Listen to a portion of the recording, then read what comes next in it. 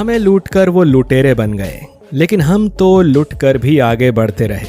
जी हाँ, ये कहावत हमारे देश भारत के लिए ही है।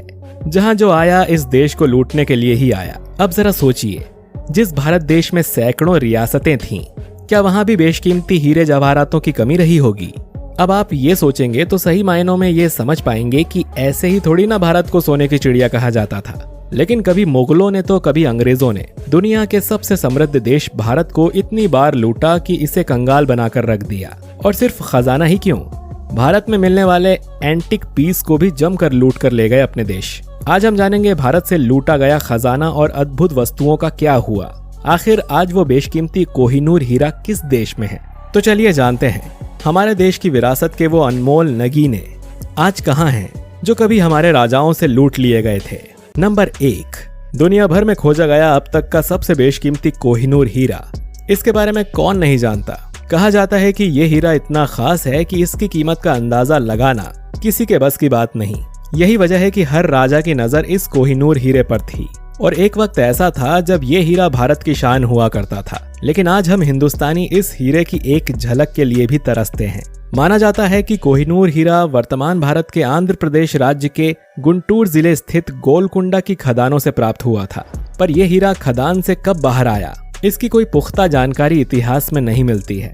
एक अन्य कथा के अनुसार लगभग 3200 ईसा पूर्व ये हीरा किसी को नदी की तली में मिला था। हालांकि भारत की गोलकुंडा की खदानों से कई बेशकीमती हीरे निकले हैं, जैसे दरियाई नूर, ग्रेट मुगल, ब्रोलिटी ऑफ इंडिया और ना जाने ऐसे कितने हीरे हैं जो कोहिनूर जितने ही बेशकीमती हैं। शायद यही वजह होगी कि कोहिनूर को भी गोलकुंडा से निकला हुआ मान लिया गया हो। कोहिनूर हीरा अपने पूरे इतिहास में अब तक एक बार भी नहीं बिका है। ये या तो एक राजा द्वारा दूसरे राजा से जीत लिया गया या फिर इनाम में दिया गया, इसीलिए इसकी कीमत कभी नहीं लग पाई। हालांकि इसकी कीमत क्या हो सकती है, इसका अंदाजा आप इस बात से लगा सकते हैं कि आज से 60 साल पूर्व हांगकांग का एक ग्राफ पिंक हीरा $46 मिलियन में बिका था, जो कि मात्र 24.78 कैरेट का था, जबकि कोहिनूर हीरा तो 105.6 कैरेट का है। इस हिसाब से कोहिनूर की वर्तमान कीमत कई बिलियन डॉलर हो सकती है। 105 कैरेट का ये हीरा महारानी एलिजाबेथ द्वितीय के ताज का हिस्सा है। इस वक्त कोहिनूर हीरा ब्रिटेन के राज परिवार के पास है।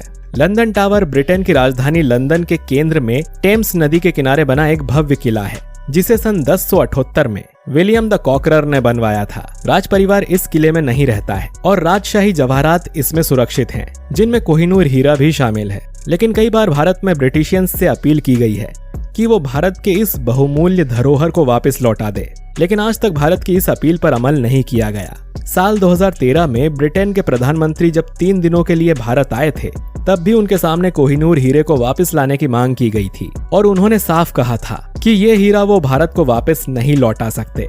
नंबर 2, दोस्तों, टाइगर ऑफ द मैसूर के नाम से जाने जाने वाले टीपू सुल्तान का नाम तो आपने सुना ही होगा। सन 1783 में टीपू सुल्तान को मैसूर का शासक घोषित किया गया था। अपने शासनकाल में टीपू सुल्तान ने अंग्रेजों की नाक में दम कर दिया था, जिसकी वजह से अंग्रेजों को दक्षिण भारत से अपने हाथ खींचने पड़े थे। साल 1799 में टीपू सुल्तान की मौत के बाद उनकी कई बेशकीमती चीजें थीं, जिन्हें नीलाम किया गया था, और इसी में एक उनकी तलवार भी थी, जिसे तकरीबन 21 करोड़ रुपए में नीलाम किया गया है। तो चलिए जानते हैं कि आखिर टीपू सुल्तान की उस तलवार की खासियत क्या थी। मैसूर टाइगर के नाम से प्रसिद्ध सुल्तान की वर्ष 1799 में सेरिंगपटम के युद्ध के दौरान मौत हो गई थी। इसके बाद ईस्ट इंडिया कंपनी के मेजर थॉमस हार्ट इन हथियारों को अपने साथ ले गए। 18वीं शताब्दी के मैसूर के शासक टीपू सुल्तान से जुड़ी कुल 30 चीजें नीलाम की गईं। इनमें इनकी एक खास तलवार भी है, जो लगभग 21 करोड़ रुपए में नीलाम हुई। इस तलवार के मुख पर रत्न जड़ित बाघ बना हुआ है। टाइगर ऑफ मैसूर कहे जाने वाले टीपू सुल्तान की ज्यादातर चीजों में उनका प्रतीक बाघ अंकित मिलता है। इस तलवार को बनाने के लिए ज्यादा कार्बन की मात्रा वाली बुट्स नामक स्टील का इस्तेमाल किया जाता था। ये तलवार इतनी तेज थी कि अगर किसी ने लोहे का कवच भी पहना हो तो ये उसे भी चीर सकती थी। इस तलवार के मुख पर कुरान की आयतें लिखी होती थी, जिसमें युद्ध फतेह के संदेश अंकित थे। नंबर 3, मुगल बादशाह शाहजहां के शराब का प्याला। दोस्तों, मुगल बादशाह शाहजहां, उन्हें कला से कितना प्रेम था, ये बात तो जग जाहिर है। शायद इसीलिए उनकी इस्तेमाल की गई वस्तु खास और बेशकीमती थी, फिर वो चाहे उनके शराब का प्याला ही क्यों ना हो। शाहजहां का ये वाइन कप कोई आम कप नहीं था, बल्कि इसे एक से एक और बेशकीमती पत्थरों को तराश कर और उन्हें आपस में जोड़कर बनाया गया था। इन पत्थरों को उस दौर में सेंट्रल एशिया और चाइना से इंपोर्ट किया गया था। इसमें सबसे खास और बहुमूल्य पत्थर था व्हाइट नेफ्लाइट। सन 1657 में बना ये कप 18 सेंटीमीटर लंबा और 14 सेंटीमीटर चौड़ा था। इसकी चमक ऐसी थी कि जिससे किसी की भी आंखें चौंधियां जाएं। लेकिन बाद में इसे ब्रिटिश हुकूमत ने हथिया लिया। 1857 की जंग के बाद ये कप कई लोगों के हाथों तक पहुंच गया। एक वक्त तो ये कप यूगोस्लाविया की महारानी के पास भी पहुंच गया था, लेकिन 1965 में इस बेशकीमती कप को क्वीन विक्टोरिया ने हासिल कर लिया और इसे एल्बर्ट म्यूजियम पहुंचा दिया गया। और आज भी ये कप एल्बर्ट म्यूजियम की शान में 4 चांद लगा रहा है। नंबर 4 दोस्तों, आज से करीब 140 साल पहले अंग्रेजों ने भारत की भूमि से अनेकों बेशकीमती धातुओं से बनी प्राचीन मूर्तियों को धरती से खोद कर निकाला।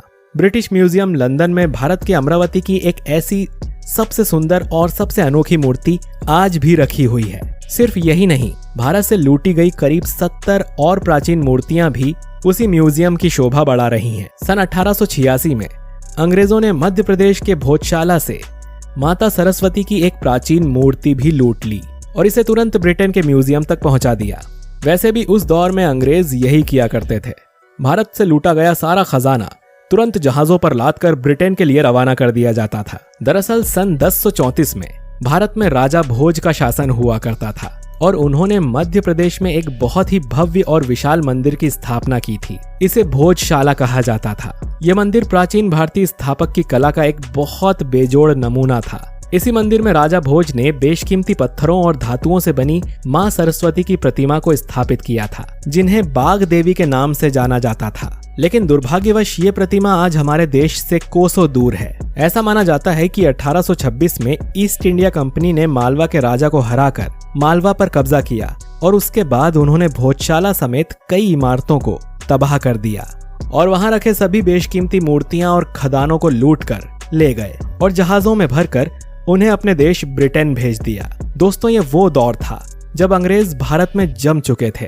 चारों तरफ उनका अधिकार हो चुका था और एक तरफ भारत की जनता पर अत्याचारों का दौर चल रहा था, तो वहीं दूसरी ओर भारतीय राजाओं के बेशकीमती खजानों और मूर्तियों को भी लूटकर ब्रिटेन पहुंचाया जा रहा था। तो दोस्तों, ये थी भारत की कुछ अनमोल विरासतें जिन्हें अलग अलग वक्त पर लूट लिया गया, जो आज किसी और देश की शोभा बढ़ा रही है और उन्हें वापस भारत लाना लगभग नामुमकिन सा है। उम्मीद करते हैं कि ये जानकारी आपको पसंद आई होगी और आप भी अपनी विरासत के उस सुनहरे पन्ने के बारे में जान पाए होंगे जो हमसे अब तक अछूती थी। आपको ये वीडियो कैसा लगा हमें कमेंट करके जरूर बताइए।